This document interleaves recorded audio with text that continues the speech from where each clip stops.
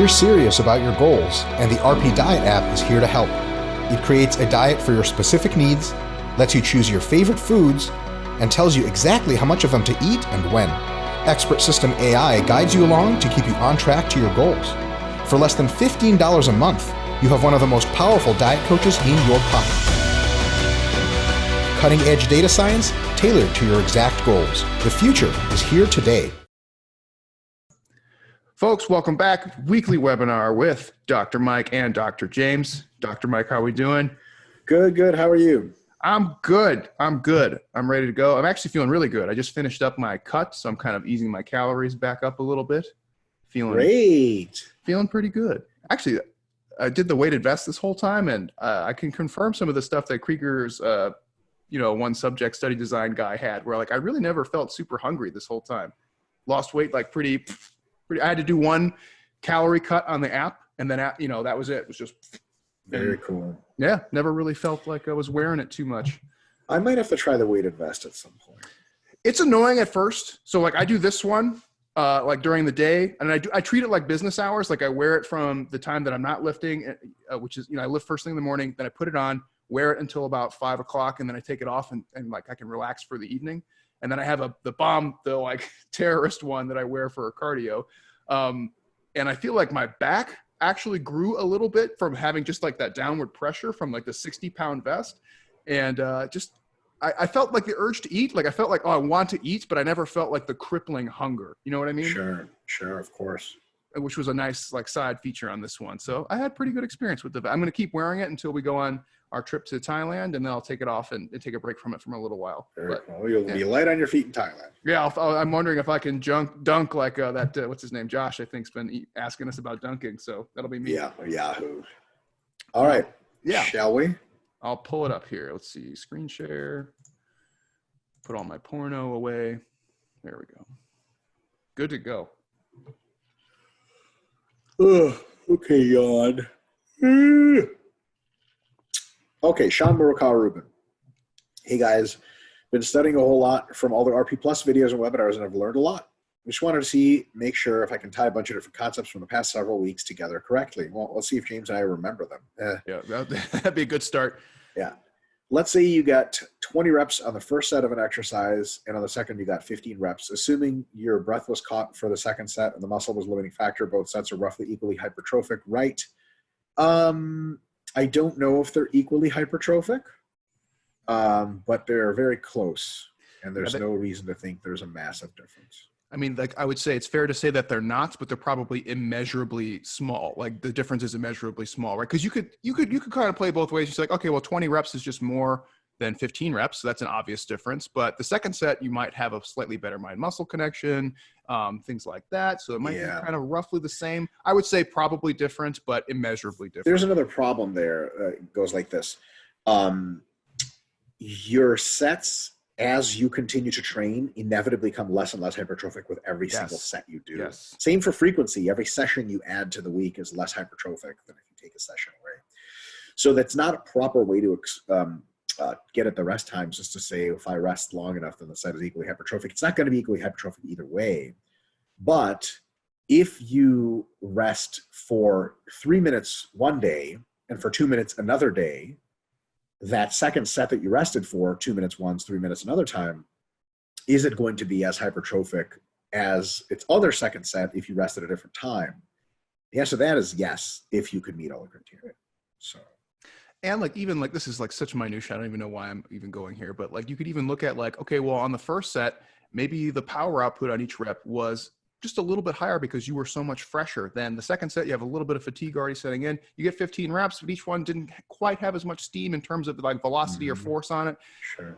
Maybe not. It's hard to say. That's why we would say like probably close, but if there is a difference, if you can't detect it. B, premise A is true because assuming you've caught your breath at the second set, the only reps you missed out on compared to the first set were primary slow twitch. And not primarily slow twitch, but more slow twitch than otherwise. So yeah, you still get as many quote unquote effective of the most effective reps from that second set. Yeah. C, and since the effective reps count stay the same, roughly 5%, in this particular example, primarily coming from the intermediate fibers, both sets will be almost equivalent for hypertrophy, If the 5 rep difference to the first and second set would mean we just be from slower fibers, it wouldn't account for much hypertrophy. Very true. But remember that the first set is going to be more hypertrophic than the second set just by the fact that each additional set causes less. But if you factor that out, yes, absolutely. And the best way to compare those two programs, one has you resting 4 minutes each time, one has you resting 2 minutes each time, but 2 is more than enough for you to catch your breath and be strong again, then those two programs will essentially be roughly the same set for set. And then go ahead, James. I was just going to add, like, just keep in mind too, like these are theoretical discussions that are like heavily based in like some very similar research, but this is not something that I don't think, at least that I can recall off the top of my head, where they've really like looked at these things in very specific contexts. Right. These are things that we can kind of infer from other studies that we've seen, but we just want to be careful how we state some of these things, Sean, because we don't want to state this as like, this is something that you can verify on PubMed and say, look, this exact situation's been tested and tried. It's not. This is like a theoretical discussion. Yeah. Premise C would be a good example of proper usage of the effective rest principle, since it accounts for the fact that a 20 rep set, first set, and 15 rep set, second set, although there is still some truth to the last 5 effective rest principle. In this case, is primarily intermediate fibers being maxed out. Just the fast twitch fibers would have accumulated too many metabolites at this point to fully activate properly. I don't know about that. Not sure. That's more true with 20 to 30 rep sets than it is to 15 and 20 rep sets. If I get a passing grade, I will be a very happy gym nerd. I don't know if I didn't know we were grading you. Let's just use pass fail. Pass fail. You definitely pass. All right, but there there's you go. A little bit of nuance there in the way we're phrasing these things mostly.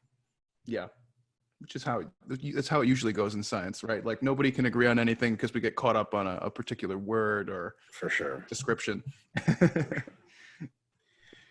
All right. Cole Nishikawa. Are you related to Sean Morokawa Rubin? Hey, docs. Had a few questions about my training and nutrition I was hoping you could help with. For context, I'm a vascular surgery resident. Holy fuck.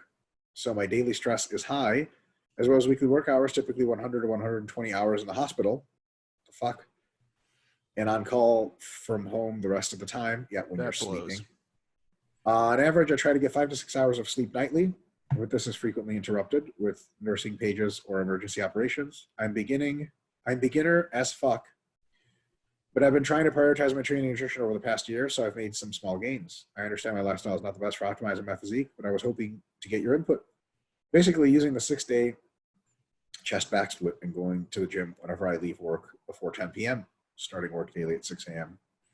So on some weeks, I may actually be getting the gym 5 to 6 times a week, whereas other weeks, maybe only 2 to 3. Is this a reasonable approach? It's not. I would say you should get a floating program or a program that lets you, I'm the 6 day per week chest back is, I guess you could use it as a floating program. Split the difference. Just do 4 times a week. That way it'll be more consistent than the 4 times a week's best. I would say get 4 times per week. I don't know if I'm assuming he means chest and back emphasis, meaning that there is legs in there. It's just de-emphasized. That's probably what he means. But make sure there's some legs in there too. But yeah, the thing is, like, there's so much variability between training 6 times per week and training 2 times per week. It's like, how do you even manage that at that point? A 4 time per week program would cover your bases during those 2 to 3 times per week weeks much more than a 6 time per week program, which really derives more of its value from having all the days in the particular spots in which they belong. So right. 4 time a week program, you could run more than 4 times a week if you're really free on some weeks, and then only 2 times to 3 times, it would still be a really good thing to do. And like a perfectly reasonable option would also be to entertain the idea of doing a 3 time per week training program that's mostly just like maintenance training, right? You're probably not going to be hitting like MEV, MAV range at 3 times per week, but I mean, you got bigger fish to fry, and that's perfectly fine. Like, you can do a really good job with your nutrition and doing health promotion that way. You can make sure you're getting some cardiovascular and some strength training in, and lifting 3 times per week. Perfectly fine for like living a healthy lifestyle. And just know, like, okay, well, I'm going to be working my ass off until I get my doctorate, and once that's done, then I can maybe think about putting fitness as a priority. But for now, it's not, and that's okay. Yes, which brings us to the next point. Also, I want to do a mini cut next meso. Is it better to start after the deload, or can I start my mini cut on the deload week, or does it really not matter? for the training, can I use resensitization meso for the mini cut? No, don't do that. Whether or not enough volume. It's not enough volume. It would use med cycle 1 for mini cut. I would also, in your case, not do a mini cut because you're under way too much stress for that to be a net benefit. I would do a regular cut, maybe 8 weeks long, and just do it slower and steadier so that you can still eat plenty of food and not do a bad job at work. Mini cuts are for people who are more advanced and are trying to push hypertrophy to the next level. Yeah. So like you're not going to mass doing 3 times a week, right? Like think about it that way. Like that's just like an unreasonable expectation at that point. Yeah. I would just train at a very slight surplus for most of the year. And then 1 or 2 times a year, I would do like an 8-week cut and cut off all the body fat you gained. And for now, I think that's good enough. You got a very, very small move, small steps, because you're under a ton of external pressure. Yeah. And like, Brett's really big on like the kind of the very small, longitudinal, like small changes. So he would be a good person to look into some of his stuff. Yeah. I don't totally agree with it, but that's kind of more along the lines of. I think it's needlessly constrained, but in your case, you are very needlessly constrained. Exactly. Or needfully constrained. And then he says, also with regard to last month's convo about surgeons, we do actually operate 12 to 16 hours without breaks, but that's usually only a few times a month. That makes sense. For the most part, I still think that that's technically like not legal. It's just common practice. Yeah, who knows? Not legally enforceable is what I'm saying. For sure. For the most part, our cases are 2 to 6 hours long. That makes sense. There's always time in between operating to smash protein shakes and bars. But on those 16-hour days, it can be difficult to get the protein in. Well, if it happens a couple times a month, it's actually not a big deal. It's actually not a deal at all. It's super easy for cutting, though. Thanks for sure. Your help. Best of luck. It's a shitty time. Residency sucks. My wife is at the tail end of her residency in sports med, family med, and she's been slaving for a long time. She tells me surgery residency is like some order of magnitude harder than that. So she's half dead. So kudos to you. Best of luck. Jason Koshi says, "Hi, jump guy here." By the way, Mike, I don't know if you saw, but he's been tagging us in some of his Instagram stuff. I almost never see any tags. Yeah, I'm sure you get like 100 per day. But he tagged us, and I was like, "Who is this fool tagging me right now?" And then I was like, "Oh, it's Dunk Guy." Amazing. All right. As a side, thanks for all the content via podcast. I enjoyed the RP as well as Revive Stronger podcast. Super informative content from both of you. I also really appreciate the RP Plus lectures in this particular forum. When I dunk for the first time at 32 years old and 5'7", it will be because of your help. That's some like mad ups, dude. I'm 6'1" and I can't dunk, so kudos. For context of the questions below, I will try to dunk in August. I just finished a cutting phase, have a strength focus 7-week, power focus 7-week, and jump specific focus 7-week. And overreaching 3-week left. You know, I'm just looking at that. Like, it doesn't look bad on paper, but I'm wondering if you need to have like a jump specific focus for that long. Yeah. I would also power specific focus. I would maybe 4 weeks of each. Yeah, I was thinking like maybe break up a little bit of that jump specific focus and maybe do 2 times power focus, or you could even do it on the front end and do like 2 times strength focus. I would do a strength focus for like 8 weeks. Yeah. Power focus for like 4 and jump focus for like 2. Yes. Yeah. And the jump focus might even just be kind of built into like the functional overreach before you do your actual jump test, right? You might not even need to make it like a meso so much as just like that's your functional overreaching before you do your taper for jumping. Just finished my cut with the RP app, down 10% during an 8-week period. That's really good. Yes. That's impressive because the app shouldn't let you do that. We do a cap of 1% per week, but the app doesn't flag you if you go faster. It's just you responded really well to it. So you can't set a goal like that in the app. Just letting people know. Used RP hypertrophy templates to maintain muscle. All my leg lifts went up week to week. I actually lowered upper body lift volume and increased lower body leg volume. Didn't care if I lost upper body mass. No, that's sweet. You won't lose any upper body mass as long as you're like actually lifting, and you can shift some of your volume landmarks around, right? So you're saying, okay, legs emphasis, upper de-emphasis. That's perfect. Yeah. Tested my vert, probably 3+ inches. Wow. Went from barely touching rim to now grabbing. Holy fuck. God damn, dude. You're going to be 3 dunking inches in no of vert time. increase is fucking awesome. Just keep getting lighter and you'll be there.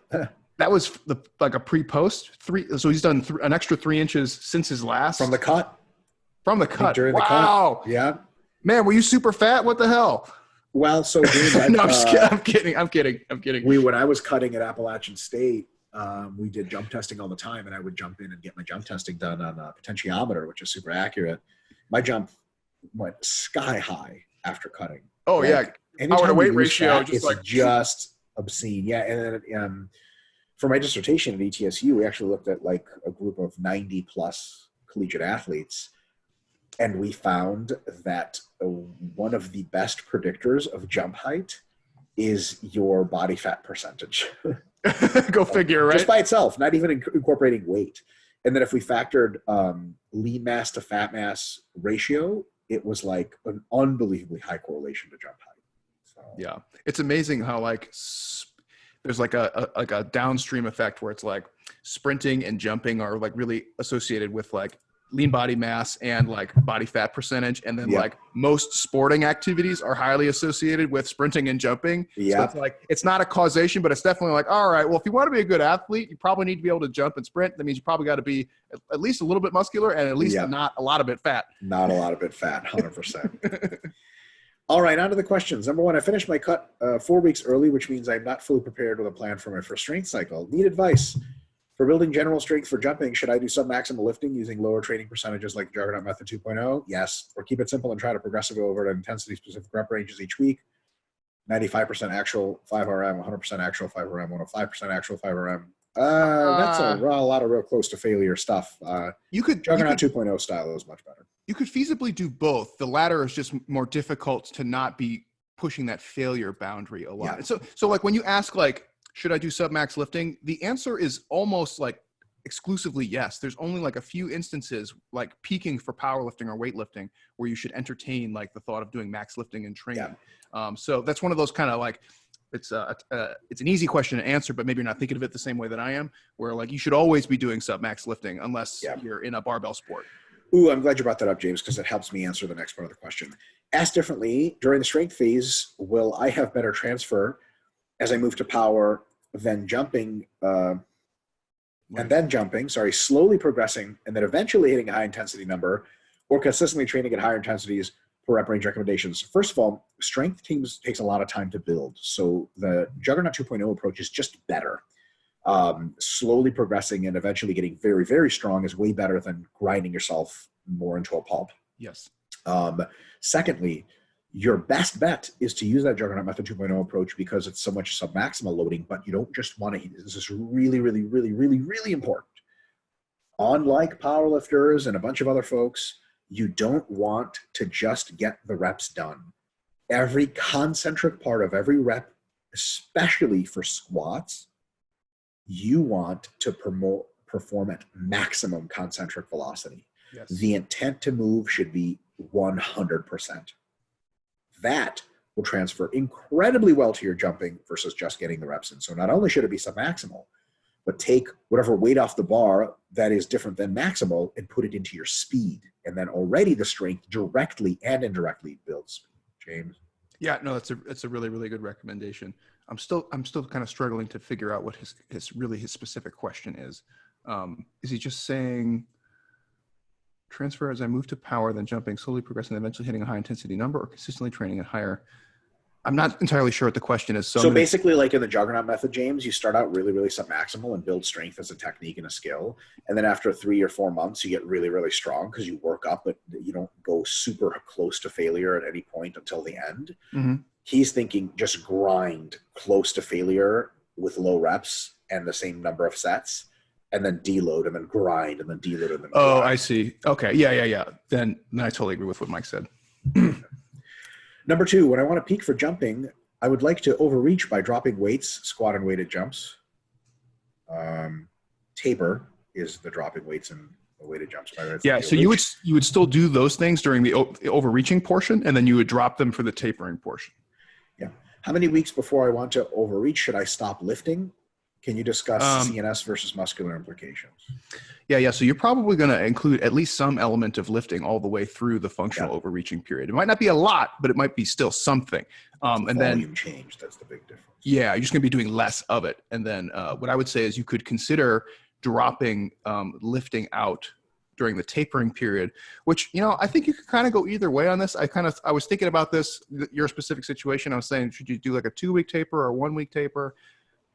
I can't really say that you need to do a 2-week taper. I think if one is totally fine. I think one is fine. Yeah. I was thinking like 2 weeks might actually just be like a lot of time wasted without a lot of extra gain. You might gain like a fractional amount of maybe more of jumping ability, but it's a week off of training at that point too. So you probably are at a net loss at that point. So I would say probably just 1 week. Functional overreach, deload, go for it. Yep. Last week, you provided recommendations to do triples as I move into the power phase later in the week versus earlier. Minimum, maximum sec ranges, lifting for 3 years, earlier 30 seconds short, etc. For intensity, should I work up to my 3RM and simply try progressively add 5 pounds a week? No. Are sec ranges? I'm not sure. I thought he was thinking seconds. That doesn't make any sense. Doesn't make sense, but we can tackle the last part. Really what you should be doing when you're working with triples is doing like sub-maximal triples. So probably a better approach would be starting at like 85% of your best 3x3, right? Like, and maybe you don't know what that is. Maybe you just have to guesstimate what that is. Yeah. And that's fine. And then working up to like 90% of your best 3x3. What you don't want to do is 3x3 and 5RM are very similar. Right. But 3x3 and 3RM are significantly different, right? Yeah. In this context, it's worth denoting those are not the same. So if you're using 3RM, you're probably going to be overshooting more often than not. Whereas if you use 3x3 and then scale that down, you probably will be keeping, 1 to 2 reps in the tank more often than not. And that's exactly where you want to be. Yeah. It can be hard to gauge RIR when you're doing less than 5 reps because it's kind of like, well, there's only so many reps I can actually do, right? So when do I stop? So it can be more difficult. The kind of the take-home message on that is just like Mike said earlier: don't grind out triples to the point where you're bleeding out your asshole, right? That's what you don't. 100%. Number 4. Are deloads necessary, even beneficial for plyometrics and sprints? Fuck yeah. Oh my God. More than probably, they are. I was going to say more than anything else. 7 to 9 week progression here. Only weighted movements will be squats and or deadlifts for triples. Yes. Even that by itself warrants the deload. But I mean, jumping, sprinting, absolutely. Yeah. Yeah, especially plyometrics, which fuck you up. Yeah, I mean, so you have like the nervous system components, the central and peripheral, but you also have the connective tissue components, all of which take a lot longer than the muscle takes to kind of recover. 100%. So, for weighted counter movement jumps, any meaningful difference? Oh, by the way, just for deloading, this is a difference in deloading hypertrophy, strength, and power/speed, especially speed. Remember that for deloading speed, you essentially only alter the volume. You still have the maximum intensity. Still do your plyos, still do your sprints, sprint fast, but do like half of the usual sprinting volume you do, and you will recover a ton. Because, these things, especially because they're unloaded a lot of the times, it's totally fine to keep the intensity super high, and it conserves their adaptation super well. If you start to lower the intensity a lot on sprints and jumps and plyos, the conservation of effect really, really goes down. Not the same thing for hypertrophy and strength, especially for hypertrophy. But so you can absolutely do them in a maximum manner or close to maximal, just really slash the volume for a week and you'll get a huge benefit. And you could even take the intensity down on your lifting if you're really feeling like worn out. Like you could drop, 15, 20% of the relative intensity and it'll be light, but you're doing deload, so that's fine. And the bigger outcome here in this case, like Mike already was alluding to, is the power and speed, which you have to, the thing is, like, as you train power and speed, the threshold for maintaining and of course overloading power and speed keeps creeping up and up and up and up and up as you go a little bit. So like Mike said, you got to keep at it. Otherwise it deconditions very quickly. Yep. Number 5, for weighted counter movement jumps, any meaningful difference in exercise selection between hex bar, weighted counter movement jumps, hex bar, dumbbell, or barbell loading? So I'm gonna say yes, and I'm gonna say the most stable of those, and the one that allows the more athletic return to the ground, is your best bet. Dumbbell jumping is cool, but is a little unstable and oftentimes doesn't result in the best powers, forces, velocities. Hex bar is probably a little better, but can also suffer from that. Barbell, the good thing about barbell jumps is that the thing is fucking stapled to your back. And it forces you to produce tons of vertical force. And oftentimes it allows the return to be rather athletic. So I honestly, this is going to sound super fucking lame. The best way to do weighted jumps is with a vest by a long shot. Boom. Then you can focus on all of your jump mechanics super well. In my personal opinion and experience, the barbell comes second. The hex bar is good. The dumbbells swing forward on you. There's a way to swing the dumbbells, which you can sort of use them as a second pump for the jump. And it just gets really weird. James, anything to that? Yeah. So I'm going to build off what you said. So I'm not super opposed to the dumbbells for that reason. What I am opposed to and this actually kind of ties into question 6, like the advantage to using the dumbbells is that you can drop them, right? Pretty easily. But the disadvantage is when you drop the dumbbells, you can land on them, which is a very large injury risk potential. Right. So it's kind of a tip. Unless you toss them out to the side, which is hilarious. I'd love to see that at a gym. So the thing with the weighted jumps is for something like dunking, because the best transfer of training effects are going to occur at loads that are probably less than 10% of your body weight. The dumbbell is a good option because you can use very light weights, whereas the barbell and the hex bar are a fixed weight. You might not actually be able to get low enough to be within that 10%. Now you might be able to, in that case, the barbell or the hex bar are much more stable in that regard. And so as Mike was saying, that's much What are those better. body bars that aerobic studios use? They're light. Yeah. Or a women's bar or a short bar. Short bar. Or like Mike said, a vest is a really good. And like this one I'm wearing right now is 12 pounds. The one I have another one that's 10 pounds. It's the same thing. It's really easy to put on. So if you wanted to do the weighted ones, keep in mind, like we're going to be using loads that are like 10% or less of your body weight. So any of those you can do that with. The dumbbells, you can, and I've seen people do this where they'll do the counter movement portion and then dump the dumbbells to just jump and land unloaded, which is in theory a good idea because you're just reducing the impact of landing at that point, which is probably the limiting factor as to how much jumping you can tolerate. But then again, you might actually land on that dumbbell and eat shit. So for sure. Yeah, be careful with that. I'm going to say something which might not be true. James, I'd like you to tell me if it's true. I think that when you're training for jumping, I think there's a lot to be said for 3 types of training. 3 modalities, not necessarily competencies. And I think there's not much middle ground between them. There might be 2 major ones, and one of those could split. Number 1 is high resistance, high force, heavy squatting. Or any kind of movement that generates a ton of strength in the lower body. The second maybe useful subtype is like a power variant, where be it a clean snatch or a dynamic squat, where you squat all the way to your tippy toes, pushing through like a ballistic squat. And that's generally, half as much loading or a little less than your squat. And then there's way down at the other end, option 3 is minimally loaded or unloaded jumping.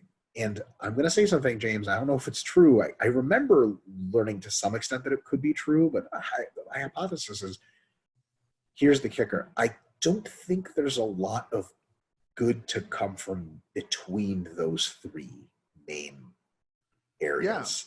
Yeah. Is it like a 50-pound weight vest? No, I think it just fucks your mechanics for jumping enough. Unless you're 250 pounds, Right, exactly. So it's one of those, like, something like a 50 or 75-pound weight vest is not enough. It fucks your jump mechanics enough to fuck that up, but it's not enough force to get you stronger. It's okay for power production, but what's really good for power production is one of those squats to tippy toes or a clean or a snatch, which is relatively high force, but can allow you to execute a movement that's not the jump, so there's not that technique infection going on. And then squats, for a good range of motion with high loads, are great for strength development. No one in their right mind is going to tell you that's technically going to transfer to jumping.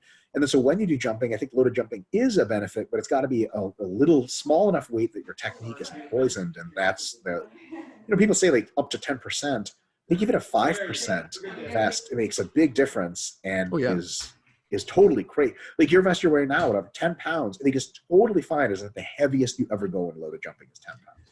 Yeah, I completely agree. So, for those of you who are exercise science savvy, Mike's basically talking about loading on the three major portions of the force velocity curve, right? You have the high force emphasis part, which is done at low speeds. You have kind of that power range, which is usually done, you know, between like 20 and 60% of maximum force. And then you have like the high velocity end, right? And so what they've shown is that like building a lot of force tends to improve jumping improvement in the long term. Building high power outputs can improve jumping in the kind of more moderate term, and training the velocity side of things can have very acute effects. Like just getting people to try and learn how to move quickly. It's like doing a balance test. Like if you practice doing a balance test, you get really, really good at balancing in a really, really short amount of time. Same idea. If you start trying to move fast, you make rapid improvements, but the longitudinal improvements usually come from the force and the power, right? So really, really good to train all three of them. And then if you actually look at there's a lot of evidence now looking at weighted jumps and resisted sprints and looking at their transfer of training effects into sporting movements like unweighted jumping and unweighted sprinting, stuff like that. There is a definite like bell curve in the loading, and most of it seems to indicate like 10% is of your body weight or 10% of movement speed alteration. Both of those seem to come up.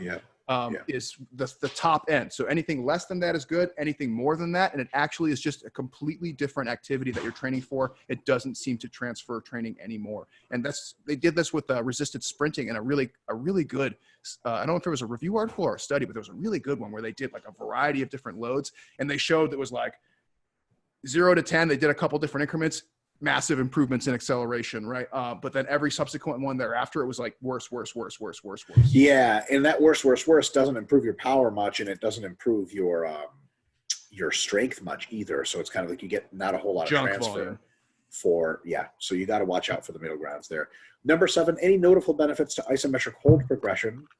Specifically would be holding a quarter squat type position specific to jumping for form, though almost certainly not in your case. If you want to train for holding that position, great. Otherwise, jumping's so dynamic, it's just completely opposite of what you want. You're trying also to the stimulus to fatigue ratio is awful there. Well, yeah, that too.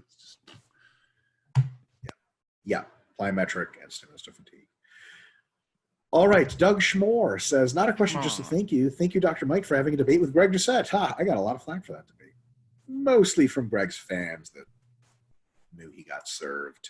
That's how I found RP. Wow, that's kind of cool. Cool. His latest video, top 10 overrated muscle building foods. This is like the most clickbaity shit. But so like Greg has admitted publicly that he exclusively produces clickbait because he wants to make money on YouTube, and he doesn't give a shit if he says stuff that's wrong or makes his fans like calls them idiots. He thinks they're stupid for subscribing to this. So this is not like, it sounds like I'm talking shit. He's literally admitted this. So I'm going to write a video tonight called "Is Spinach Destroying Your Testosterone?" No, like that'll have a lot of clicks, man. So he says 4 out of the first 5 are directly opposite of what Stan Efferding's advice is. Okay. He plays down Rice later in the list. He downplays Rice later in the list. Blows my mind. I'm 48. I've been training for about 35 years. The biggest mistake that I made for years was not eating enough calories. So it really ruffles my feathers when I see Greg leading young men astray with all these low-fat protein choices and trying to stay lean. It does not work. Well, I don't think Greg's been putting on muscle for a long time. He's been losing muscle on purpose to compete classic for a long time. So in his defense, it makes sense from his perspective. I don't think Greg gives a shit, to be completely honest. I don't even think he's that bad of a guy. He's just sort of aloof and just is like, hey, I can make money saying stupid shit on the internet. This is great. And it's just what he's doing. And I think he really thought a whole lot about like where he's leading astray or not. And, you know, he says most of his fans are stupid anyway. So yeah, it sucks, man. It sucks. It sucks, but it's also like it's on the consumer to make smart choices, right? 100%. Like he's not like fucking Moses over here leading people to the promised land. Yeah. You know, people can choose or not to choose things that sound ridiculous. Like, so exactly to that point, James, people like have asked ever since the debate before, somewhat, and a lot ever since. Like, so what is it? What do you think of Greg Doucette? I think, like, you know, like I can appreciate the humor sometimes. Like, he's a pretty funny guy on Instagram, like, or whatever on YouTube. He like yells a lot. And it's funny. I think that he's got some great points and tips every now and again. I just wouldn't consider him like a serious authority on anything meaningful. Like, you know, if you know stuff already, Greg can preach to the choir pretty well. And you can contextualize some of the stuff he says is just clearly a joke. Some of it's just wrong. And some of it's like pretty good stuff. It's just when you have a group of people you consider serious to look up to, Stan Efferding, John Meadows. Like, those are the guys that, like, you want to learn stuff, go read their stuff and watch the videos. Yeah, Chad Wesley Smith. I mean, like, I was just trying to speak about bodybuilders. But, yeah, like, Steve Hall, Eric Helms, guys like that, like, they really know their stuff, and they usually don't peddle in bullshit. Greg is mostly a comedian, and he's very good at that, but it's just like, people are like, oh, I'm trying to learn, like, principles from Greg Doucette. Like, for the love of fucking God, please don't do that. He doesn't even know any principles. Like, and if you don't believe me, go watch my debate with him and find out what the 10% rule means and get back to me. It means nothing at all. But anyway, yeah. I think Doug, thank you so much for your insight. And I sure hope, I think young men, it's good. It builds character for young men to follow folks that don't steer them right, because it teaches them skepticism. I've honestly encountered this before, and James, you'll know what we're talking about from our alma mater. Some folks come up getting the right thing spoon-fed to them their entire careers. They just don't develop skepticism because they never have to. Yeah. It's good to see some dumb shit when you're young.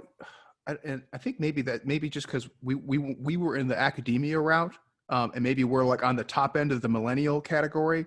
I think both of those things, like, I forget, and I can't relate to the fact that a lot of people really do get a lot of their content for fitness on, like, YouTube and stuff. You know what I mean? And that's just not how you and we watched YouTube. Like, I watched all of Lane Norton's fucking videos when I was like an undergrad. It got me pumped. I watched all Branch Warren and all the Ronnie. I watched it for entertainment, but I never watched it thinking like, oh, this is something like serious that I need to really think critically about. It was like, I'm doing that on my own. This is for entertainment. But now it's like, no, 100%. People are using YouTube as like a legitimate source for information. And so sometimes I'm like, what are you doing? Why are you listening to this dumbass? But then it's like, oh no, but that's like how people do their research now.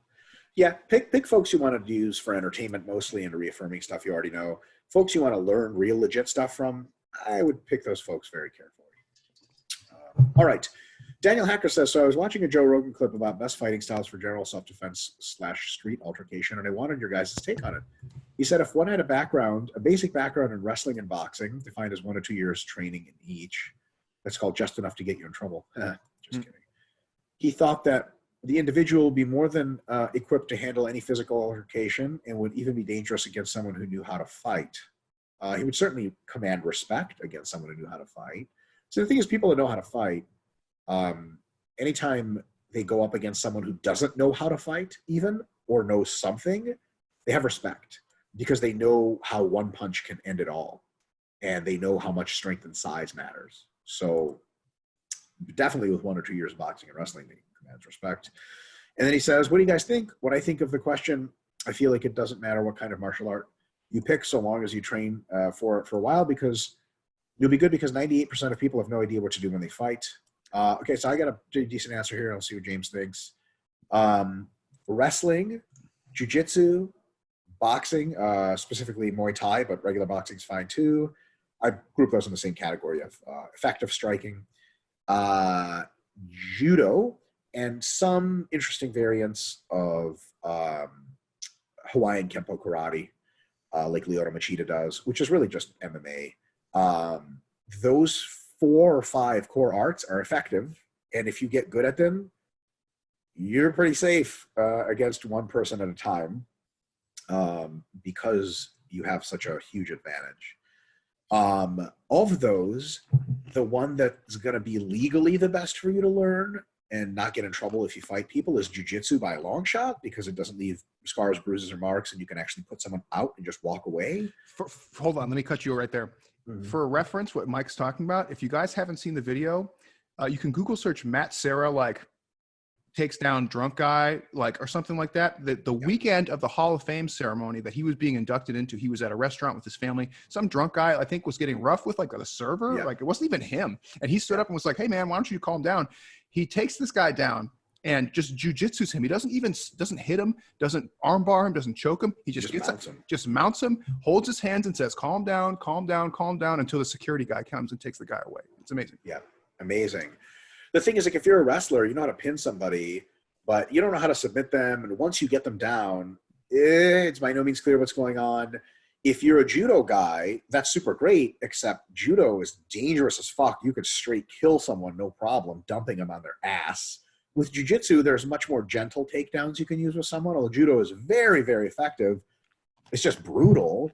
with boxing, kickboxing, you can do, especially with Muay Thai, you can do a great job in keeping distance. But at some point when you start throwing hands, if it's on video, you don't look like you're doing self-defense, and they won't feel like you're doing self-defense.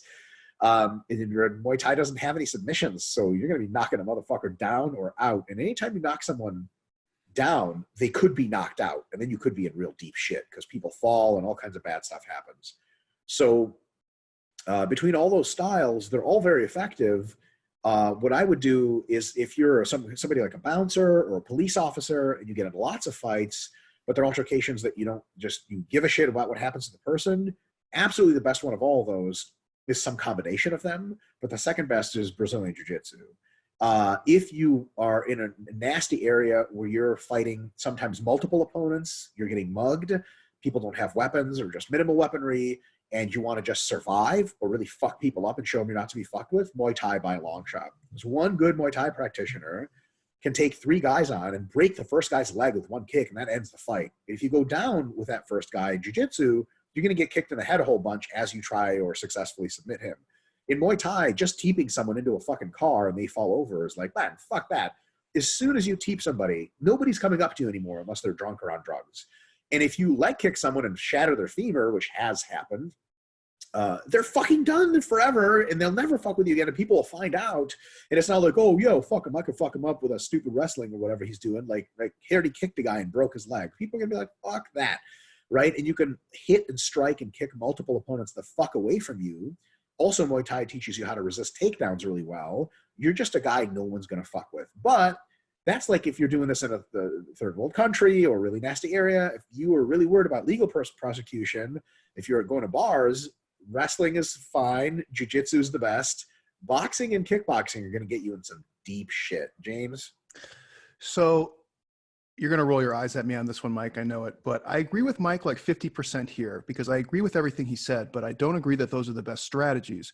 The problem is that the best strategies in these types of situations are, number one, by far, a long shot, better than any other thing that you can do, avoiding 100%. The situations entirely. 100%. Number two, de-escalation. Do you know how many times people have tried to fight me and you can talk them out of it? It happens all the fucking time. People are like, bro, what the fuck, blah, blah, blah. Like, hey, what's the problem? Like, oh, nothing. I was, it ends up just being like tough guy contest, right? People always want to talk shit, but more often than not, you can de-escalate the situation, right? If you can't avoid it, you can de-escalate it. Number three, right? Own a fucking gun, right? Doesn't matter how much you can punch, kick, take down, whatever. You whip out that gun, nobody wants to fight anymore. It's over, right? And in most states, like it's not a terribly hard thing to access. I know people have mixed opinions about guns, but if you're somebody who's like, I'm wondering which martial art I should do because I'm worried about like my self-defense situation, motherfucker, don't get into self-defense situation. Own a gun, right? You don't have to fight at all. It's one of the most liberating feelings you'll ever have in the world. You will never feel afraid ever again.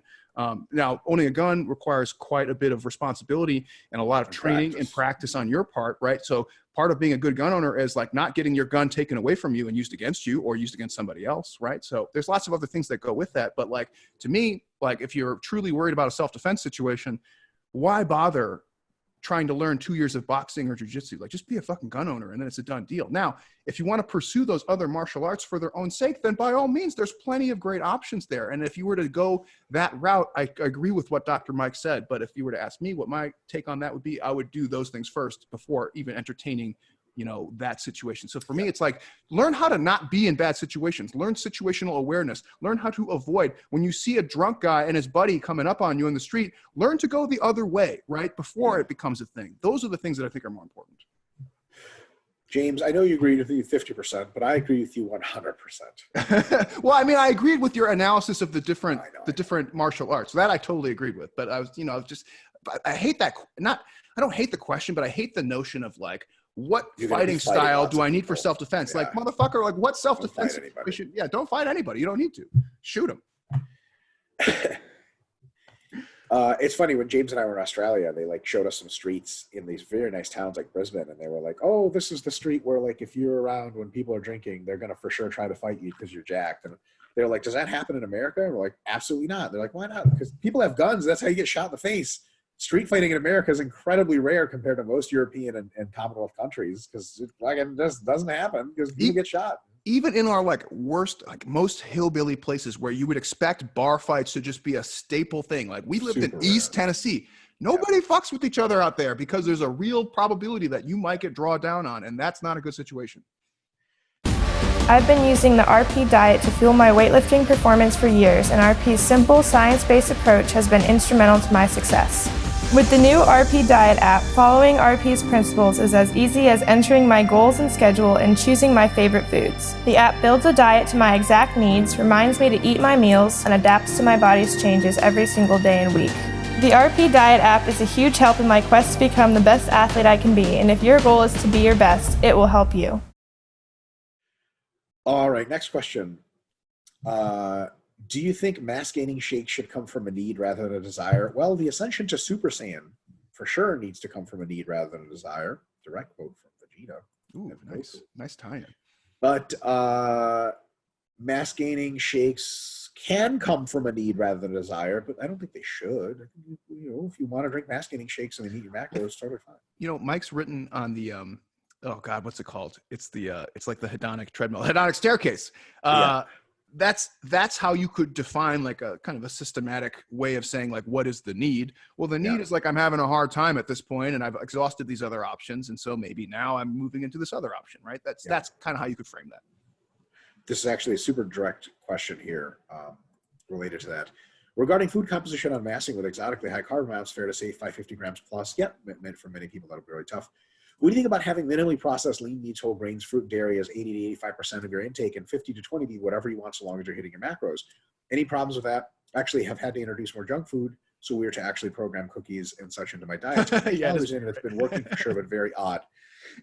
Daniel, there's absolutely zero odd about that. There's nothing remote. There's much more odd to try to get your calories in clean food. Almost every pro bodybuilder does this. Almost every good bodybuilder does this. And we've written about at least 3 books that say this is the best possible idea. So 100% you're onto the right thing. It's just funny that when you're like, oh man, I need to start eating more fucking cookies. Like, yeah. What am I doing? Yeah. All right. Last one. This isn't a question, but more so an observation. Anyway, we're going to skip that. On to Erno. I'm just kidding. This isn't a question, more so an observation. Being one of those original RP Plus members, I've recently decided that RP is like the Matrix red blue pill scene. If you don't join RP in the evidence-based crowd, you grow in the fitness community happy as a clam with blissful ignorance. Man, that's so true. Yeah, however you take the red pill, funny, there's red in the RP logo. And you really go down Allison's rabbit hole, made three bad jokes before you, base jokes. Why is it Allison's rabbit hole? I missed that. Made the third base joke before you. I don't know. That one's over my head. That's totally over. I get the rabbit hole reference. I just don't get the Allison's rabbit hole reference. Over my head. Was that the girl? I don't know. I was going to say maybe it's the girl that had the rabbit tattoo in Matrix. She was like a fucking whatever she was. I don't remember. Like, yeah. She's like, hey, you should come like do mescaline. It's the only way to fly or whatever. And I'd be like, oh, bitch, fuck mescaline. What the fuck are you up to later? Tell your boyfriend to get lost. I'm Neo, goddammit.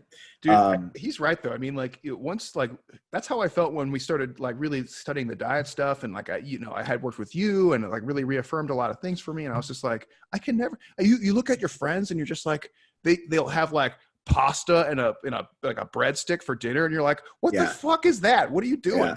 You just can't, like, how can you eat like that? And then you realize like, man, I can just never go back to being like that. I always have to like have my protein, have my 100%. You realize pretty much everyone is doing shit wrong and has no idea or care. Yes. I used to relate to so many people in the gym. Their work hard energy and never say die attitudes used to excite me and fire me up. Now, I just look at these people like buffoons with no brains and want nothing to do with them. It's almost made the gym experience a bit lonelier. Not complaining, it's just truth. This applies to professional level bodybuilders, trainers, coaches, as well as the average Joe. Most of these people have no idea what the fuck they're doing or could care less. No, better yet, they're actually proud of their ignorance. Cue the time a jack gym friend of yours tells you his workout. He thinks you actually care, and you give him sound advice to which responds, nah, man, I just train hard. I've always done it that way. Can't change. I guess what I'm saying is knowledge is a dangerous thing. It might completely change your experience in ways you never imagined it would. For sure. That last sentence is very, very wise. I will say that there is a full circle there that I think James and I have both come to, and I think you will too eventually, Jimmy. And I don't think everyone goes there, but I think you almost certainly will. And it's something you do in your own time. It's an emotional thing rather than a sort of a knowledge thing. At some point, you understand that the folks doing dumb shit have all the mental acuity or the mental ability and the background and the inputs that will result in the prediction would be that they would do dumb shit. And you're okay with that. It's like when you build your first sandcastle into something beautiful, you might be upset for a time that random grains of sand don't build into sandcastles, but then you'd realize that's a stupid thing to expect. And then you're okay with sand just lying there not being a sandcastle, and you also love building sandcastles. Same thing with weights. Is like training and eating right is awesome, and you love to spread the message. But because there's tons of people out there that haven't gotten the message, you sort of have this like karmic relationship where you're like, that's okay that they don't. You know, everyone's on a different part of the journey, and it's totally fine. And I'm here to be open and loving and awesome and help people when they want. But if they're not ready for that, or if they have no interest in it, they're still, you know, for the most part, just great human beings. Yeah, I totally agree with that. And Mike, I think the harder struggle is not even like the way that you look at other people. It's like how you manage your own life, where you're like, am I ever going to be normal again? Am I ever just going to have pizza and not think about having pizza? You know, I think that's like a bigger struggle for me, at least, where just like, I want to like integrate with society, but sometimes you feel like you can't because you have this weird niche thing that you're attached to, which is like evidence-based training and nutrition. On my vacations, which almost always occur for lengthy times with you, James, you know, like the retreats we all do together. Mm-hmm. You got one coming up this weekend, right? With Mel and Chris. Yeah, that's right. And well, I unfortunately I'm hardcore dieting right now through that one, but bummer. For many of them, I intentionally, and it's usually works well with my periodization, I program a diet break, a lifting break, and a tracking break. I literally just eat whatever the fuck I want. If I'm not hungry, I don't eat. If I'm hungry, I eat whatever comes to mind. And that is such a freeing experience. First of all, it's super fun, but also after like 3 to 5 days of that, I like can't wait to get back to awesome programmatic eating and fuel my body like a machine. So I think every now and again, stepping away from it and going to just doing whatever the fuck is really, really healthy. Yeah, it times really itself out. You think like, oh, I'll never go back. Like, nah, you're going to want to go back to your normal eating, because nothing makes you feel as good as eating an awesome, clean meal that's part of your goals. Like you eat a bunch of chips that make you feel good once, you eat a bunch of chips second, and you're like, nah, those are fun. And then the third time you're eating a whole 2 bags of chips, you're like, fuck this, I feel like shit. Yeah, I think that's easier said than done, though. I think a lot of people struggle to dial it back the way that you described, where it's like, I'm going to try and eat what I want, but I feel so bad that I have to track it. I'm going to at least write it down. Right. It's like, it's hard to like really step back and just be like, oh, I'm normal. I'm just another fucking schmo for a couple weeks. You know, that's tough. That's hard. For sure. Super. Erno Toivonen says, hello, Mr. Doctors. I love it when he addresses us as Mr. Doctors. I know, it's fun. Number one, let's presume someone hasn't squatted for a long time and starts squatting again. Then he or she gets serious DOMs with very few sets, and these sets, let's say being RIR 5. Then every week puts on more weight on the bar and maybe adding a set every now and again, but still staying RIR 3 or even further from failure while getting DOMs after a workout. We know that nervous system will adapt to new movements and thus body being able to lift more and more weight on the lifts. Will there be a good amount of hypertrophy even though the lifts are RIR 3 and even above? Abso-fucking-lutely. Especially if you are reconditioning, right? So like reconditioning will happen so much faster than making new gains. Like if you took times off from squatting because maybe you were injured or just got out of the practice, right? You probably deconditioned a little bit, but then you're going to recondition so fast. It's not even funny. Yep. Folks, here's a huge revelation. It might not be huge. It sounds like a cool revelation. There are 2 pieces of research or 3 sort of insights that people seem to not have coalesced into one implication. And a lot of times they speak about them differently and they actually combine them in wrong ways to draw the wrong conclusions. Here they are. An accurate finding that beginners misestimate their failure point at between 3 reps away from fail in reality to all the way to 10 reps. So you can say an average 10 reps is amazing. 0 RIR, I forget what the Helm study says, but 0 RIR is really like for average person, like 5 RIR, it turns out. Okay? Right, for plus or minus 5 RIR. And so people say that and say like, and then there's other studies. Because you could be at negative 5 RIR at that point too, right? Yeah. Your technique broke down or something like so long ago. Yeah. And then so for other studies, also accurate studies, they say that an RIR of anything like far lower than 5 or far lower than 3 is just not nearly as effective as RIRs close to failure. Okay. Folks then conclude wrong that if as an intermediate advanced person, you're not pushing to, at least 1, 2, or 3 RIR, you're getting no gains. And then even beginners won't get gains because they're not pushing their RIRs. Folks, remind you that these studies are of the 2 exact same groups of people. When they go to failure in these studies, they're actually going to 5 RIR on average. That's what failure is. And they grow fucking incredibly well. And when they don't grow incredibly well, it's studies designed to go to 3 RIR or 4 RIR, which means they're going like 8 or 9 RIR. And then they're still getting gains, and their gains aren't that great. So if you are staying 3 RIR, 2 RIR, in reality, actual RIR, oh my fucking God, you're going to be getting great gains. And you have to be super advanced to not get gains at 3 RIR. It's so funny. Yeah, isn't that funny? Like, I just put the, like, I had that revelation several weeks ago when I was like, wait a minute. If all these studies are on these same people, anytime someone says you got to go to true failure, otherwise you don't grow, they're talking about people who misestimate failure by 5 RIR. Like, which is funny because, like, even in the recovery book, like, I believe we used 5 RIR was like the big inflection point in this fatigue. And it's like, so I mean, like, within that alone is a huge margin of difference. Variance. Yeah, so, for beginners, 10 RIR is going to get great gains. Intermediate, 5 RIR is going to get just fine gains. In advanced, 5 RIR is the minimum that you could do to see any detectable gains, for sure. Totally. Yeah. Really. Number 2, would I be losing possible gains if I only do short massing periods, for example, 2 mesos followed by 1 meso of maintenance and 1 meso of mini cut, and meso of maintain/repeat, so basically hovering around the same weight plus or minus 3% throughout the year. I hate how some pants fit only during certain periods of time. I think there are theoretical reasons and lots of practical coaching experience to say that just 2 mesos of massing at a time isn't great. I have done this myself many times. I used to do it in this method that you described, Erno. I didn't want to get too fat, and I would do short massing mesos, where I thought like force feeding food and going short and fast is a good idea. I ended up not growing nearly as well as when I did slightly longer mesos. I think there's something to be said for the slightly longer ones. I think that 2 to 1 is fine. I definitely wouldn't do 1 massing meso and then maintenance and then cutting.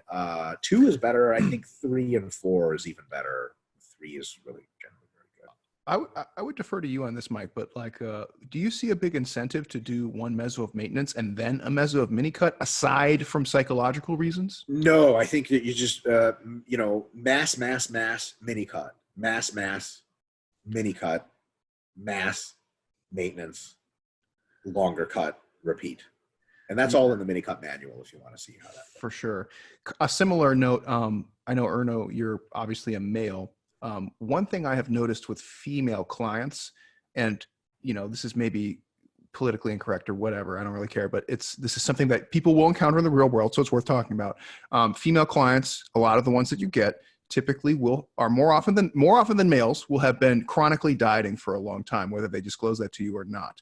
And so one of the problems that you run into is that you'll have a female client, you'll do a diet and with them, and maybe they only dieted for the time that you were with them, or maybe they've been dieting for a while and you are unaware. Either way, you get them to a point where they're happy with their leanness after doing some cutting, and then you want to do a mass phase. And sometimes getting your female clients to do a mass phase can be like pulling teeth because they've just been ingrained for so long. I want to be like lean. I want to look good. I want to have abs. Like the idea of trying to do a mass phase is like so foreign. They're just like, what the fuck are you even talking about, dude? No way. Yeah. But this is a long-winded story. I'm sorry. But anyways, so what I've experienced is sometimes you get that same person, you get them to do a 10-week mass phase. And for you, that feels like a big victory, right? Where you're just like, oh, cool. Like you finally did something that wasn't cutting. You did something that was better. You got to eat more.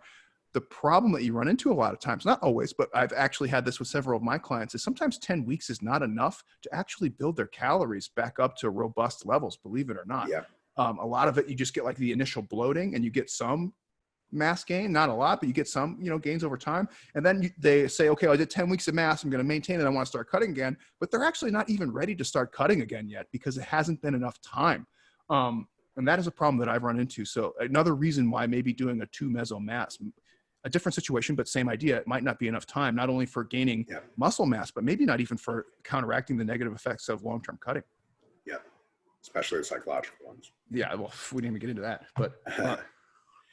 Number 3, if one doesn't have long periods of continuous workout possibilities, for example, business trips 3 to 4 times a year where no working out possibilities, etc., basically causing 2 to 4 weeks of no training, should the training consist mostly or only normal hypertrophy workouts? This means no resensitizations or metabolic training. I think you can do metabolite training towards the end of those blocks of hypertrophy training, so that's still fine. But I don't think that you're going to need much resensitizing. Actually, you're going to need none if you do 2 or 4 weeks all the time, 3 to 4 times a year of no training. I will say this, there, in a very, very tiny circumstances, is that a thing. I think maintenance training during those times is totally possible, and here is how.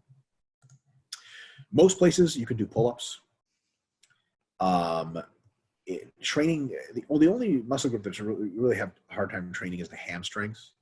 But I think actually if you get a pretty decent run up and you can do a little bit of sprinting, hamstrings can be taken care of maintenance volume by sprinting, a couple sprint intervals. So you sprint for your hams. And then for your quads, all you need to do is put like a 1 or 2 inch block underneath each foot, which you can find almost anywhere, and do essentially sissy squats, or basically completely upright squats where it's essentially leg extension standing. Doing Myo-reps of those with just your body weight will fuck you so hard in the ass you have no idea what's happening. Oh yeah. Do 100 total reps of squats with just enough rest between mini sets for the violent burn to turn into a less violent burn. You won't walk for fucking a week. That takes, by the way, a total of 5 minutes, and it fucks you up. Same exact thing with close grip push-ups. Fucks you up. And same exact thing with pull-ups. I mean, pull-ups just do a couple sets. I mean, nobody can do Myo-reps with pull-ups unless they're a climber or something. Homeboy last week, remember with the circuit training for the street routine stuff? Yeah, that's right. 50 sets of pull-ups 100 times a week. So basically, pull-ups, Myo-rep, crazy psycho heel squats, bodyweight lunges can also be done that same exact Myo-rep style, and then close grip push-ups, and maybe some sprinting for hamstrings, but hamstrings also, don't detrain super fast anyway because they're a very fast twitch muscle group. With that stuff combined, 2 to 4 weeks of that can make you more jacked than when you left, but it can absolutely maintain all of your muscle. That you could do in a hotel room twice a week, 20 minutes per workout, and lose essentially no major muscle the entire time.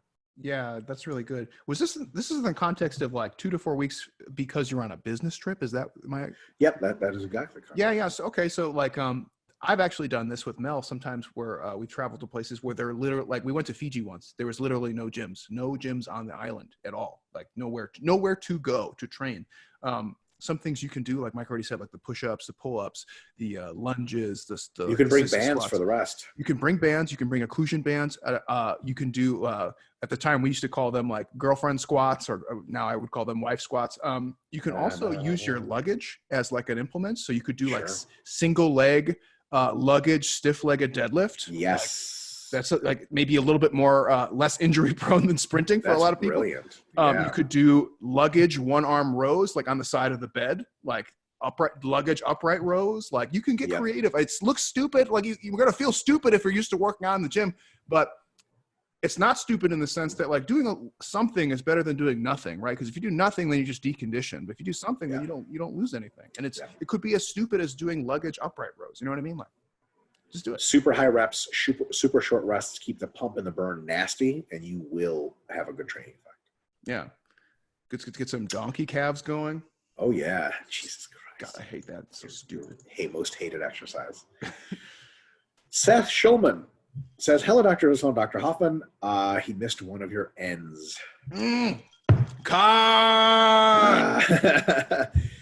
In setting up my first designated hypertrophy phase after the conclusion of my last college wrestling season. Oh, shit. I'm going to stop making fun of Seth Schulman right now. Boy, got a fucking college wrestling career. I would like to know the best ways to maintain athleticism without violating phase potentiation principles. I would take an extended period of hypertrophy training to remedy many strength imbalances and also allow psychological fatigue to dissipate before I transition to BJJ. Cool. Wait, hold on. Wait, we're doing hypertrophy to remedy strength imbalances? Homie, what are we talking about? Are we doing hypertrophy for hypertrophy's sake? Or are we doing physical therapy? That sounds like physical therapy to me. Which I plan on eventually competing in. That's great. You're going to be very dangerous. But I also want to get jacked in the process. And now we're talking. Main short-term goal. Now we're talking. I would like to keep doing the same split that has yielded me the best results, which is a pseudo full body 4-day per week split. Day 1 upper pull, lower push. Day 2 upper push, lower pull. Day 3 aerobic capacity training. Cycle then repeats. Okay, I was going to say, like you said, 4-day, but there's 3. The cycle then repeats with a completely passive rest day on the 7th day, and the first upper pull lower push day is more intense than the second, and vice versa with the other day alternating, which is a lot of high fatigue actually loaded compounds, of which day is mainly SJA isolation movements. What is SJA? I don't know why. Single joint action. I was thinking Soldier Boy. I don't know. That just was Soldier Boy ass. Soldier Boy up in there. I don't know. Yes. Well, one thing I would also say too, like that the lifting looks fine to me. I don't really have any major issues there. Here's the thing though, if you're going to do cardio for cardio's sake, you got to get it up to 2 days per week, if not more. Yeah. Like 1 day per week. Yeah, you're doing maintenance.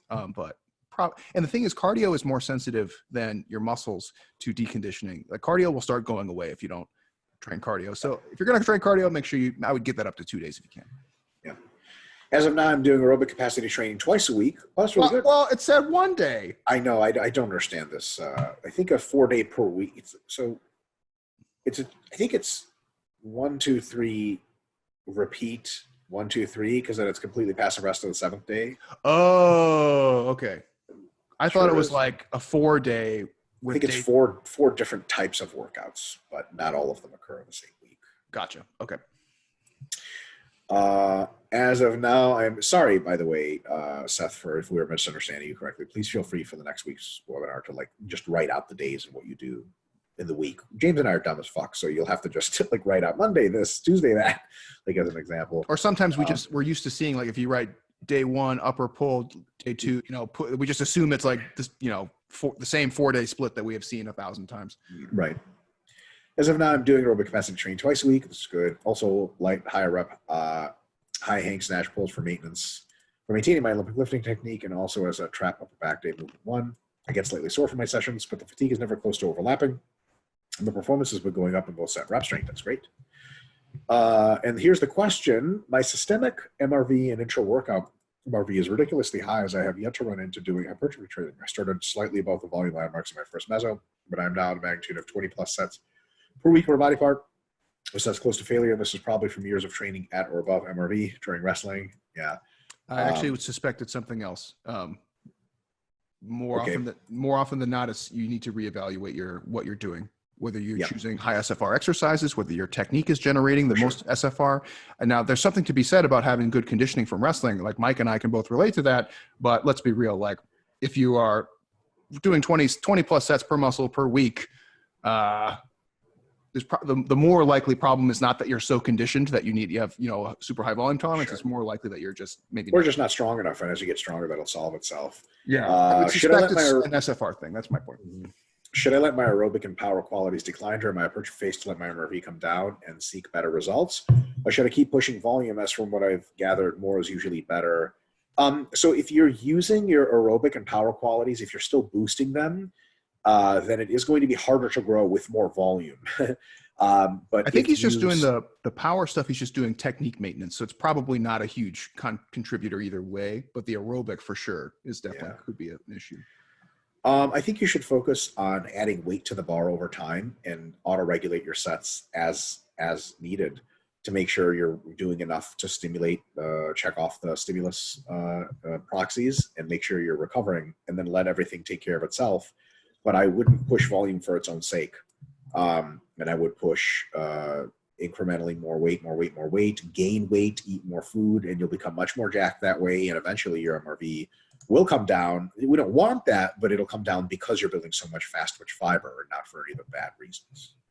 And then he says, for a future RD and lover of sports science, thanks so much for your time and content you put out. Well, thank you so much for tuning in. Yeah, thanks for tuning in. So I'm not trying to bash you here. I just want to be real with you. I can give you the best answer that I can. So what a couple things to keep in mind. if the question is ever, should I do more cardio during my mass gaining phase? The answer is almost exclusively no. You should basically be doing maintenance cardio, which could be like 2 times per week and just, not a whole lot. Your weightlifting stuff, unless you plan on weightlifting ever again, I would just take it out. I don't know. I mean, like if it's something that you want to do, great. If you're just doing maintenance volume for technique, that's really low, probably not super impactful, not a huge deal. Okay, that's fine. But my suspicion is the big issue here is if you're not really hitting your MRVs, you're probably just kind of going through the motions on a lot of different lifts that maybe are not the most stimulative lifts for you specifically. So what I would consider doing is a couple things. One, trying to figure out which lifts give you the best local stimulus per the muscle that you want to train, right? That's this idea of SFR that Mike and I always preach about. So start figuring out like, okay, I can do like 10 sets of squats, but I just kind of feel like blah and numb. But if I do 10 sets of leg press, my quads are overreached for the next 2 weeks. It's like, okay, well now maybe you can just do 3 or 4 sets of leg press next time and then try and do a volume progression from there and see, because that's just tends to be a better movement for you, right? If you're feeling just like, oh, I can just do infinity on any given exercise or any given muscle group, it's more likely that your technique's not quite dialed in to the point for hypertrophy training that it needs to be, and or that movement's just maybe not a good movement for you and it's time to switch them out. Another thing too is like maybe you've been doing the same movements for a year and they're just stale on you and you just need to switch out your movements. That's a very real possibility as well. So if you've been doing the same fucking routine, and I'm not coming at, don't mistake my tone for coming at you aggressively. You just might have been doing the same shit all the time for the last year or two, and now you've just completely petered out all your gains on each one of those movements. And if you just did a full clean swap on your movements, you might actually bring your MEV way back down to productive levels and get some easy gains. So there's a lot of things there that could be explaining it. So I would say reevaluate what are your bigger priorities. Like, do you want cardio? Do you want weightlifting? Or do you want to be jacked? And it sounds like you want to be jacked. So I would say, okay, if that's the case, cardio and weightlifting stuff move down to maintenance volumes, resistance training volumes go up, and then maybe reevaluate your technique on the movements that you're using. Boom. Oh, my apologies. Aaron says, hello. First, I want to say I'm a huge fan of both of you. And I appreciate all the information, expertise, and comedy that you provide. Thank you so much. I'm a recent subscriber to RP Plus, and after seeing some vids of Dr. Mike talking about RPU on YouTube, I'm looking through the video database, and I'm trying to piece together some kind of structure for what I should, for what order I should take the courses in. Mike talked about using levels 1 through 6 as a way to differentiate between fundamentals and more advanced concept courses. I can't find these levels in the naming schemes. The videos are a bit confusing. Yep, they don't exist. Sorry, the RPU is something that'll be for much later. We're just building the foundations of it now. What are your recommendations for viewing order? I would just view them in the order in which they were uploaded, and that's it. Are more courses being made as of this Q&A? Absolutely. Just takes a while. Yeah, and like you can also just like if you have like a background in biology, chemistry, or any like kind of the STEM fields, you can basically move into most any course that you probably want. The only time I would say that you really want to seek out the basics courses is if you don't have a background in some of the STEM fields. And so if hearing things about like cell physiology or hormonal responses, you just feel like that is just like, I have no idea even where you start, then take like Dr. Miller's basic courses, take my basic courses, do those ones first, and then you can kind of go and explore on. But if you've done like math and science in college and in high school, like you can probably just look at most any of them that you want and just go for it. Yep. Great. Mercy Eye says, he's our last guy for RP Plus today. Hi, Doc. Saw the leg training video with Dr. Mike and Charlie on Joey Zatmary's YouTube, and man, was it intense. Love the way leg extension Myo-reps were integrated into the program. And wanted to know how you would count such an exercise. Do you count it as one set, or each time you rest, do you count it as another one? DJ Khaled voice. I hate DJ Khaled. Also, how do you progress when doing Myo-reps? Do you set a total rep target and increase it each week, or do you add more mini sets to the exercise? So I add more mini sets. That's the answer. Do I count it as one set each time? You count it as yep, I count each Myo-rep set as another set. And would I use this type of exercise at the end of and how do you progress? What was that? With Myo-reps, I add another mini set. I don't set a total rep target usually. And would you use this type of exercise at the end of a training session, or would it be useful in a pre-exhaust type scenario? End of a training session, because Myo-reps wipe the fuck out of you. Yeah, you're going to be gassed after that. Ooh. Thanks anyways. Can't wait to see Dr. Mike in London again. Bummed that Dr. James will not be there. Well, that's Steve Hall's fault. What the fuck, Steve Hall? No, I'm just kidding. Yeah, no. Today, this time, Jared and I will be the contingent to fight the 3DMJ guys to the death. There can be only one. Oh, no. To the YouTubes. Ready, James? Away! Oh, God. I hope this is good. All right. Share. Not the singer. Ready? I'm going to have Cher in my head all goddamn day. Sorry. All right. Right off from the top, Eric Cartman. Eric Cartman. One Patrick Barney, who we know in person, says, big fan of your work, Eric. And you guys, you've done it by hand. So this is a good question that we would like to rant on every now and again. What is your take on training style of Branch Warren and Johnny Jackson? Yes! I'm not referring to how sloppy and stupid it looks, but some of the actual explosiveness of their reps. Is there anything they do that defies logic or science, or is what they do backman anything in the literature? People talk so much shit on it, but Branch is a two-time Arnold champ and runner-up in the Mr. Olympia, so there's got to be some merit to their intensity or something else. Thanks, guys. Well, so first of all, let's just take this super logically. Just because someone wins a lot, that doesn't mean everything they do has merit. You know, Branch also talks with a southern accent. That doesn't really help you get jacked. And also, what he does on a pump-up video might not be what he does day to day either. Sure, those are his. I suspect it is in this case, but maybe not. Could be different. Another thing is the number one requisite for training well is to make sure your sets are sufficiently difficult, which these guys accomplish.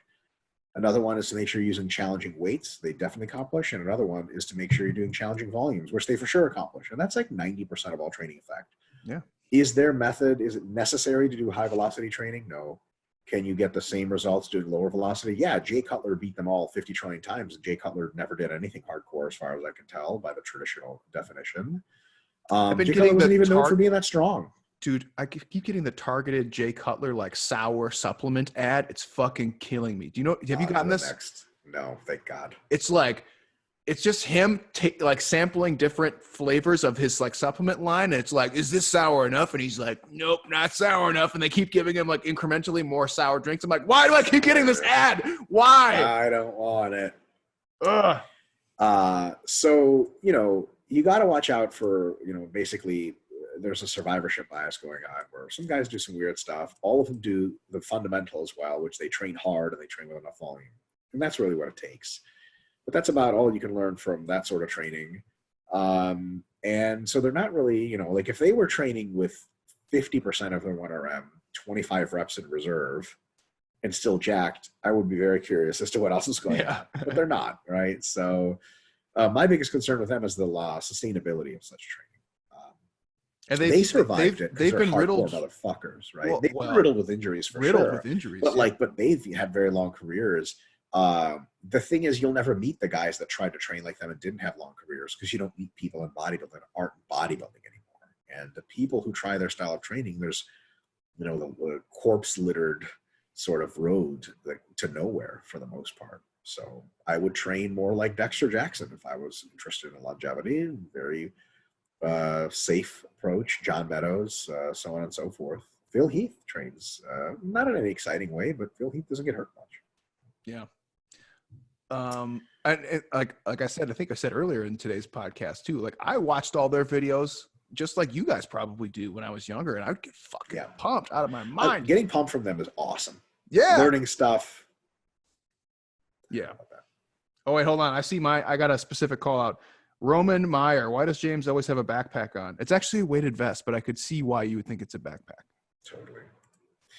We're going to not count that as a real question. Adam Conrad says, going to be a dad in a few weeks. How do I best maintain my strength when time is basically going down to zero? Down to zero, you're really fucked, and my sleep will suffer big time. Yeah. Let's see, what kind of recommendations do we have, James? What do you think? Maintenance volume, really good. So actually, I'm looking at volume by a third. I'm looking at Patrick Barney's response here. It says maintenance volume 2 times a week. sleep when you can, naps, eat at maintenance with enough protein. That's a pretty good start, to be honest. Thankfully, because my nuclei are a thing, even if you lose gains, it will come back exponentially quickly. Damn, Patrick, you might as well be fucking working for us at this point. Yeah, so that's a good answer. So yeah, I would agree with that. The idea of training at maintenance volume. And in this case, you could even take a step back. So you asked specifically about strength, but I would say just do maintenance volume for muscle mass, which is like, oh man, not much, right? Because the strength will come back quickly as so long as you have kept the muscle mass, right? So you don't have to do a lot, maybe 2 to 3 times a week, maybe 30, 45 minutes a pop, eat at maintenance calories, get as much sleep as you can, hit naps when you can, and just understand that like strength is not the priority right now. Your expanded family is the priority, and that's perfectly fine. You shouldn't feel bad about that. Yep. All right. This is a good question. Emil Jorgensen says, is there any guideline/recommendation regarding max length of a hypertrophy phase for powerlifters if they need to put on a lot of muscle to be competitive long term? We actually cover this in the Scientific Principles of Strength Training book, which is available for sale. Probably about 3 mesocycles of hypertrophy work results in 2 things for a powerlifter. One is you have to take a break then to do something to resensitize for hypertrophy work. So it's time to back away. And that, by the way, is roughly 3 to 5 months of consistent hypertrophy training. And then 2 is you might be a little bit too far out of your normal, what the fuck? Something happen? Do you see that? See what? In my screen share, it's Mike Israel, James Hoffman, and Sean S. Oh, somebody might have popped in. Let me give him the boot. Get out of here, Sean. You can just pop in? You're not supposed to be able to, but sometimes. What the fuck? Thanks, dude. Or do you see his actual screen? No, I don't see a screen, but I could. Oh, he's just in. Yeah, he's just in because like people remember when we were giving people access to the Zoom link for a while. I see. Oh, I see. Hide non-video participants. I thought you saw it his face because that has happened. What the fuck? That's happened a couple of times where I was like, "Get out of here, mute!" That's like, funny. boom. No, we're good. Don't worry about it. So after the 3 mesocycles, 3 to 5 months, you might be pretty out of touch with your lifting mechanics for the power lifts and the rep ranges and techniques you would use for strength. So as a powerlifter, it's probably good to keep in touch with those and go back to at least 1, probably 2 months of strength training, and then you can return to hypertrophy training. So I think 3 to 5 months, 3 mesocycles or so is probably as long as you want to go. James, anything to add there? No, I actually think that's for most intermediate to advanced sporting athletes in general. 3 months of kind of GPP style training is pretty much the top end where you're really not training for. After that, you're really not training for your sport anymore. You're really just doing body composition training at that point. So it means one of 2 things. Either 1, your priorities are misaligned, or 2, you've really just let yourself go and you just are being a real piece of shit. Yeah. Lastly, we're going to answer 2 questions real quick at the same time.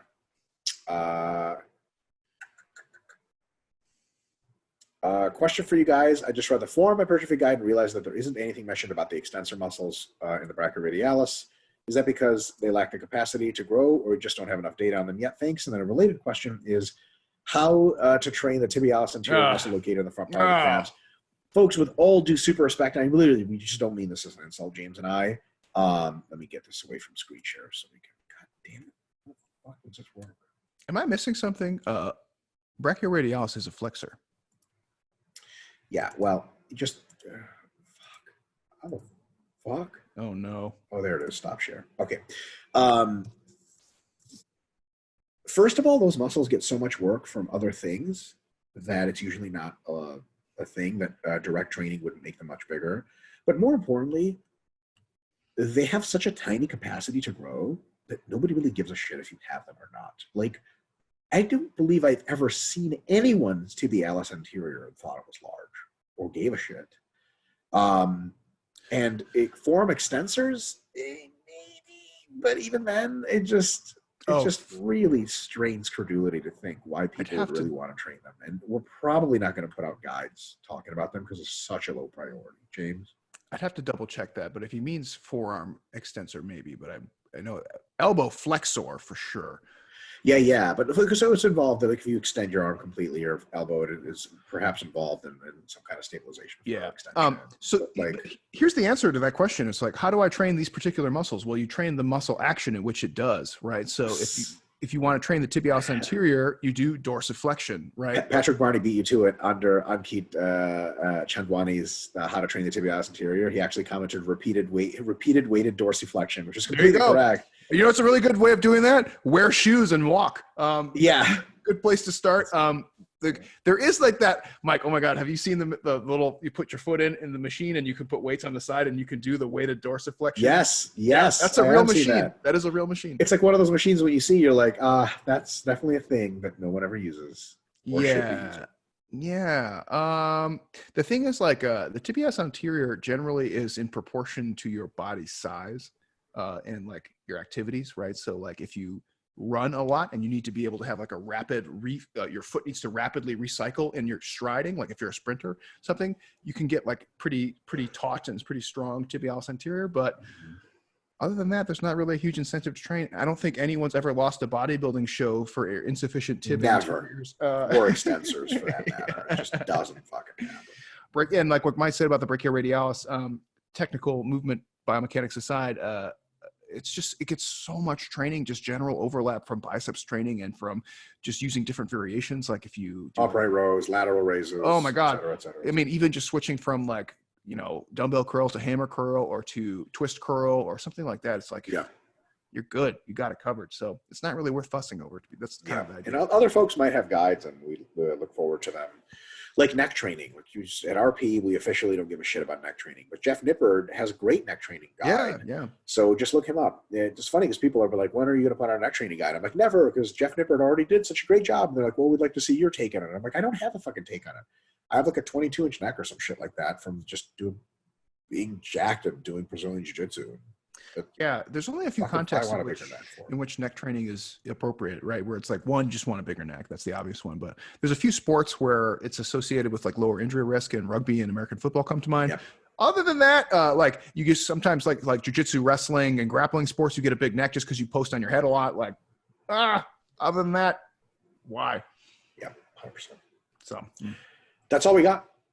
Man, I felt like that was a pretty good one. We had some like kind of sporty questions. We had some bodybuilding questions. Had a good little variety there. That was a good 100%. Mix.